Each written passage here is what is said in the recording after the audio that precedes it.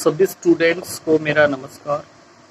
जैसा कि आपको पता है, अब 20/6/2023 से 19/7/2023 तक आपके प्रवेश की जो एडमिशन फीस है वो जमा की जाएगी। तो ये एडमिशन फीस कौन कौन सी क्लास की होगी इसकी मैं सूचना दूंगा आपको,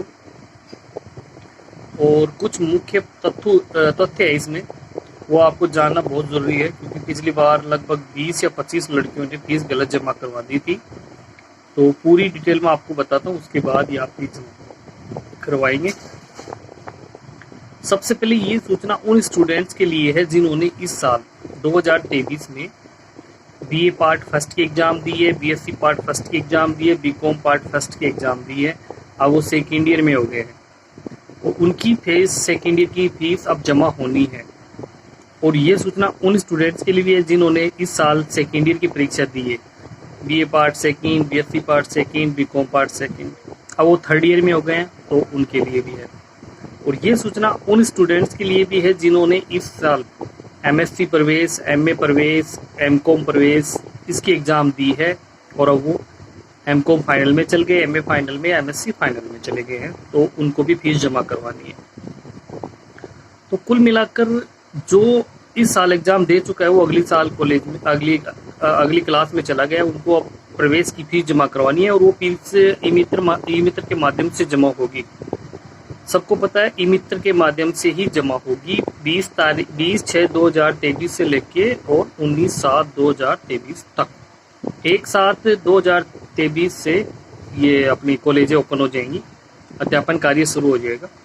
उसके अंतराल ये आप फीस जमा करा सकते हो। और जैसा कि इसमें मुख्य पॉइंट में आपको 3 या 4 बता देता हूँ। पहला पॉइंट, आप फीस जमा करवाने जा रहे हो ई मित्र पे, आपके पास एप्लीकेशन आईडी नहीं है, या तो आपके पास अभी मोबाइल में मैसेज आ जाएगा सबके पास आपकी एप्लीकेशन आईडी का। अगर फिर भी नहीं आता है तो आपकी पिछले साल की जो एप्लीकेशन आईडी है वही एप्लीकेशन आईडी आपकी तीनों साल में रहेगी, तो आप उस एप्लीकेशन आईडी से अपनी फीस जमा करा सकते हैं। आपको ये टेंशन लेने की ज़रूरत नहीं है कि मेरी वो आई नहीं है एप्लीकेशन आईडी, और मैं कैसे क्या करूं कैसे नहीं करूं।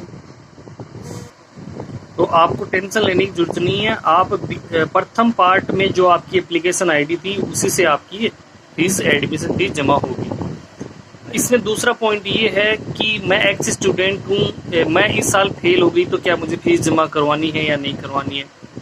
देखो, आपके अभी ऑर्डर नहीं है, क्योंकि जो स्टूडेंट रेगुलर होता है, ध्यान देना, जो स्टूडेंट रेगुलर होता है अगर वो उसी क्लास में फेल हो जाता है तो उसे एक्स स्टूडेंट कहा जाता है। एक्स स्टूडेंट के अभी ऑर्डर नहीं है। आप फीस जमा करवाने से पहले अपने जिस भी संस्था में आप पढ़ते हैं वहाँ संपर्क कीजिए, वहाँ इसके बारे में जानेंगे, उसके बाद ही फीस जमा कराएंगे। उससे पहले आप फीस जमा करा भी नहीं सकते और करा भी नहीं पाएंगे, क्योंकि जैसे आप ई मित्र पे जाएंगे तो आपकी फीस जमा नहीं होगी। तो आप इस चीज़ का ज़रूर ध्यान रखें कि जैसे ही आपकी फ़ीस के ऑर्डर आएँ या फिर आप फीस का जमा कराने जाओ तो पहले आप कॉलेज से संपर्क कर लेना। तीसरा पॉइंट इसमें ये है कि कुछ स्टूडेंट्स ऐसे ध्यान भी नहीं देते हैं, और कुछ ई मित्र वाले भी ध्यान नहीं देते हैं, और कुछ टेक्निकल प्रॉब्लम आ जाती है फीस जमा करवाते समय। जैसे पिछली बार कम से कम 25-30 बच्चों की टेक्निकल प्रॉब्लम आई थी, उसमें बहुत दिक्कत हुई थी, बहुत दिक्कत का सामना भी करना पड़ा था। एक्चुअली में क्या हुआ था कि जैसे कोई स्टूडेंट था सेकेंड ईयर क्लास में, अब वो एग्ज़ाम देके चला गया फाइनल में, लेकिन जैसे वो ई मित्र पे जा रहा था तो उसकी फ़ीस जमा हो रही थी दोबारा सेकेंड ईयर की, मतलब टेक्निकल प्रॉब्लम आ गई थी। अब वो जो जमा कराने वाली लड़की है वो भी ध्यान नहीं देती है कि मैं कौन सी क्लास की फ़ीस जमा करा रही हूँ, और जो भाई साहब जमा करते हैं ऑनलाइन ई मित्र पे वो भी ध्यान नहीं देते हैं। तो उन्होंने 20-25 लड़कियों के ऐसे अलग अलग जमा कर दी, और उनके बाद में बहुत दिक्कत हुई, उनको दोबारा पेमेंट करना पड़ा कॉलेज ऑनलाइन करके।